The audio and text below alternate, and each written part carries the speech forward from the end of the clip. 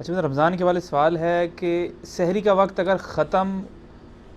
ہوتے ہوئے کھانا وہ بندہ یا سحری وہ کھا رہا ہو تو بالکل جب ختم ہو جائے تو اذان وقت ختم ہو جائے سحری کا تو بالکل اسی وقت چھوڑ دے یا اگر 2-4 نوالے باقی ہوں تو اس کو مکمل کر لینا چاہیے؟ دیکھیں میرا ایک یوٹیوب پہ کلپ ہے ساری اور افطاری کے مسائل کے اوپر نا، میں نے 4 لیکچر دیے ہیں، کم از کم وہ 6-7 گھنٹے کی ڈیوریشن ہے، رمضان کے سارے مسائل کور کیے ہیں، مسئلہ 53A B C D اسی میں سے کلپ ہے۔ یہ ابو داؤد میں حدیث ہے کہ نبی علیہ السلام نے فرمایا کہ جو شخص لیٹ اٹھائے، کھانا شروع کیا اور اذان شروع ہوگی، لیکن اس اذان سے مراد انڈیا پاکستان بنگلہ دیش افغانستان کی اذان نہیں ہے، نبی علیہ السلام کے زمانے کی اذان، اس کو میں بعد میں بریف کروں گا، یہ میں جملہ کیوں بولا۔ تو اس کے ہاتھ میں جو برتن ہے جلدی جلدی اس میں سے اپنی ضرورت پوری کر لے۔ نبی علیہ السلام کی اذان کیوں ہے؟ بخاری مسلم میں حدیث ہے کہ حضرت بلال اذان دیتے تھے سحری پہ اٹھانے کے لیے، اور عبداللہ ابن ام مکتوم اذان دیتے تھے جیسے ہی وہ پو پھوٹتی تھی طلوع فجر کی، طلوع آفتاب نہیں، طلوع فجر، صبح صادق، ختم سحری۔ وہ نابینا تھے، وہ دیکھ تو سکتے نہیں تھے، ان کو کوئی بتاتا تھا، وہ ایک بندے کی ڈیوٹی لگی ہوتی تھی، اس وقت تو ذرا گھڑیاں کوئی نہیں تھی، اب تو ہم بہت بہترین ایکوریٹ کیلکولیشن کر سکتے ہیں صحیح مسلم پرو کے ذریعے اور باقی چیزوں کے ذریعے۔ تو عبداللہ ابن مکتوم فوراً اذان دے دیتے تھے، وہ اذان کا مطلب ہوتا تھا کہ پرو مسلم کا الارم بول پڑا ہے، ایگزیکٹ 7:06 پہ روزہ کھول رہا ہے تو 7:06 پہ ہی وہ اذان ہوتی تھی، آپ والی نہیں کہ ایک 7:01 پہ دے رہا ہے دوسرا 7:15 پہ دے رہا ہے۔ یا ختم سحری میں ایک بندہ کہہ رہا ہے یار نماز تو 4 بجے ہے نا، ختم سحری تو ہو رہی ہے 3:25 پہ، اور چلو یار 3:35 اذان دے دیں گے۔ اذان ختم سحری کے لیے آج کل نہیں ہوتی، اذان ہوتی ہے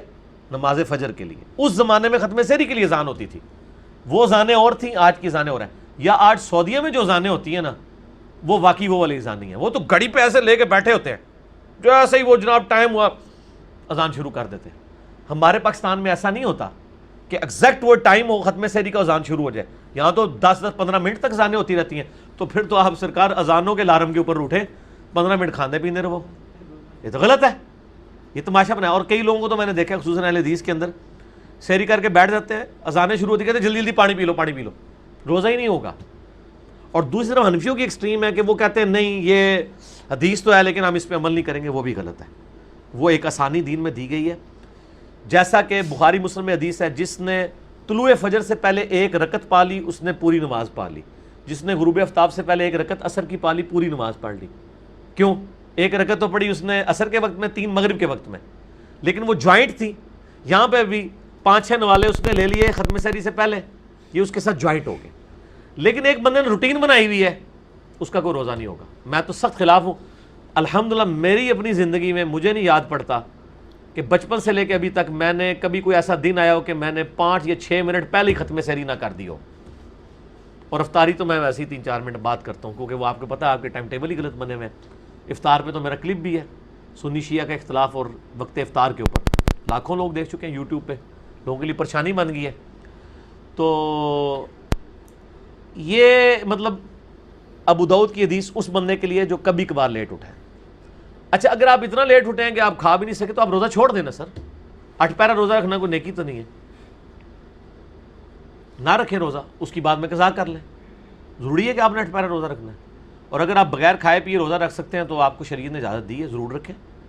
لیکن ضروری نہیں ہے کہ آپ نے روزہ رکھنا ہے اگر آپ کی سحری ٹھیک نہیں ہوئی۔ اسی لیے الٹی کا مسئلہ بھی آتا ہے نا ابو داؤد میں، بخاری کے اندر لوگوں کو کلیئر نہیں ہوتا۔ صحیح بخاری میں انس بن مالک کا قول موجود ہے کہ جو شخص خود الٹی کرے اس کا روزہ ٹوٹ گیا، اور جس کی خود بخود آ جائے، انگلی ڈال کے نہیں کی، اس کا روزہ نہیں ٹوٹا۔ تو ان کو کسی نے کہا کہ جی ہم نے تو حدیثیں ایسی بھی سنی ہیں جس میں ہے کہ نبی علیہ السلام کو الٹی ہی روزہ افطار کر لیا، سنن دارمی میں ابو داؤد میں آتی ہے۔ پھر انس بن مالک نے کلیئر کیا کہ اگر کسی شخص کو الٹی آنے کے بعد اتنی کمزوری ہو جائے، اب ایک بندے نے صبح کھائی تھی سحری، ساتھ ہی الٹی ہو گئی، تو اسی سحری کی بنیاد پہ تو اس نے پورا دن گزارنا تھا، اب اس کو یقین ہو گیا کہ میں تو 16 گھنٹے گزار نہیں سکتا، جو اندر پایا جو نکل گیا ہے، تو روزہ افطار کر لے، توڑ دے روزہ، اپنی مرضی ہے اس کی، اور لیکن اگر سمجھتا ہے کہ وہ گزار سکتا ہے تو گزارے، ٹھیک ہو گیا، گناہ نہیں کوئی گناہ نہیں ہے، کوئی گناہ نہیں۔ اچھا رمضان میں سحری کے وقت ڈھول بجا کے بہت سے لوگ اٹھاتے ہیں نا، تو اہل حدیث پہ اعتراض کرتے ہیں کہ یہ بدعت ہے، تو اس کے بارے میں آپ کا کیا موقف ہے؟ وہ کیا کہتے ہیں ڈھول کی بجائے کسی اور طریقے سے اٹھایا جائے، کوئی اور طریقہ اپنایا جائے تو ٹھیک ہے کوئی اور طریقہ اڈاپٹ کر لیں، وہ شاید سحری کے وقت اٹھانے کو بدعت کہہ رہے ہوں گے. تو سحری کے وقت اٹھانے کے لیے سنت طریقہ اذان ہے. حضرت بلال اذان دیتے تھے سحری میں اٹھانے کے لیے, اور عبداللہ ابن ام مکتوم جو ہے وہ ختم سحری کی اذان دیتے تھے.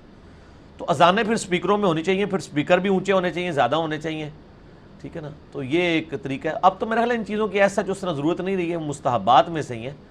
اب تو الارم لگا کے اٹھا لیتے ہیں. باقی کلچرل کسی علاقے میں اگر کوئی دروازہ کھٹکھٹا کے یہ کر لیتا ہے, اس کو کلچرل ایکٹیویٹی رہنا چاہیے, اس کو بدعت کا فتویٰ نہیں لگانا چاہیے.